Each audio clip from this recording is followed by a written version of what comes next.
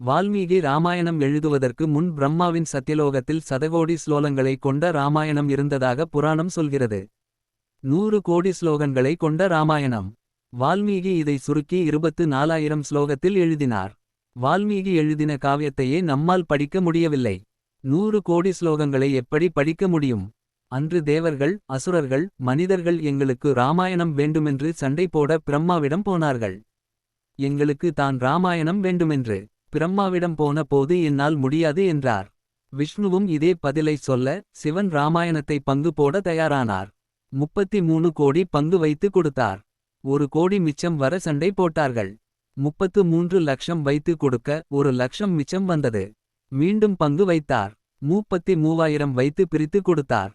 1000 ஸ்லோகம் மிச்சம் வந்தது. மீண்டும் சண்டை போட 333 ஸ்லோகங்களை பிரித்து கொடுக்க 1 ஸ்லோகம் மிச்சம் வந்தது.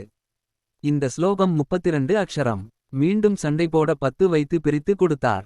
2 அக்ஷரம் மிச்சம் வர இது யாருக்கு வேண்டும் என்று கேட்க நீங்களே வைத்துக் கொள்ளுங்கள் என்று சொல்லிவிட்டு போய் விட்டார்கள். அந்த 2 அக்ஷரம் தான் ராமா. சிவன் நெஞ்சில் வைத்து கொண்டார். இன்றும் ராமநாமம் ஜபித்து கொண்டு தியானம் பண்ணி கொண்டிருக்கிறார்.